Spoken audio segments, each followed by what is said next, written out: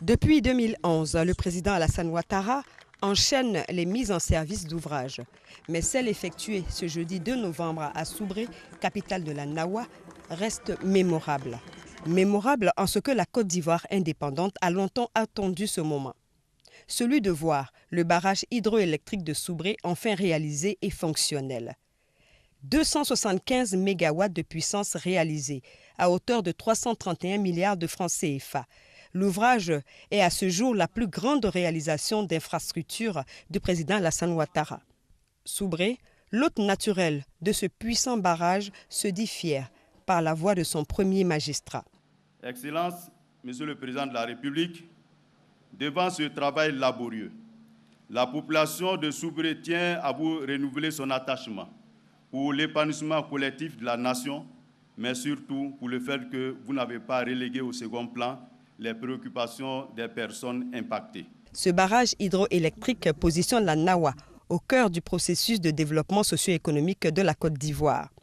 La région est désormais première productrice d'électricité en plus de sa première place dans la production de cacao. Par ailleurs, le barrage de Soubré porte la puissance installée de la Côte d'Ivoire à 2200 mégawatts. La centrale hydraulique de Soubré est le plus grand barrage hydraulique jamais réalisé en Côte d'Ivoire. Son bassin versant est de 62 000 km². La surface de son lac de retenue est de plus de 17 km². Son usine a une hauteur de 60 mètres. La hauteur de sa chute nominale est de 43 mètres, est équivalente à un immeuble de 15 étages et le débit de ses turbines est de 714 mètres cubes par seconde. À titre de comparaison, la construction du barrage de Soubré a utilisé 4 fois plus de béton que le pont Henri-Konan-Bédier. Démarrés en février 2013, les travaux du barrage de Soubré se sont achevés quelques mois avant le délai initialement prévu, une prouesse à mettre à l'actif de la Chine qui a fourni l'expertise et 85% du financement nécessaire à la réalisation de ce projet structurant, ce qui témoigne de la vitalité des relations sino-ivoiriennes. Le projet du barrage de Soubré est l'un des fruits emblématiques de la coopération sino-ivoirienne. Il témoigne l'excellence des relations bilatérales et contribue au renforcement de la coopération économique et commerciale entre nos deux pays en général et celle dans le secteur de l'énergie hydroélectrique en particulier. Le chef de l'État s'est pour sa part dit heureux d'honorer cette promesse de campagne. Il a également exhorté les populations de la Nawa à maintenir le climat de paix et de cohésion sociale qui a toujours caractérisé leur région.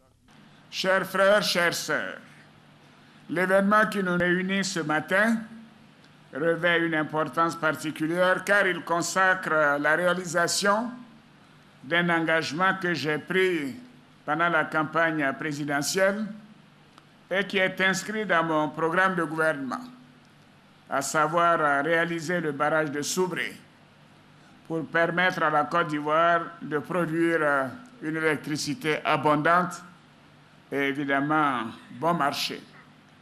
C'est pourquoi, non seulement que je suis fier, mais je suis heureux de procéder à l'inauguration officielle de l'aménagement hydroélectrique de Soubré, qui sera suivi, bien sûr, de la pose de la première pierre de l'aménagement hydroélectrique de Gribo-Popodi.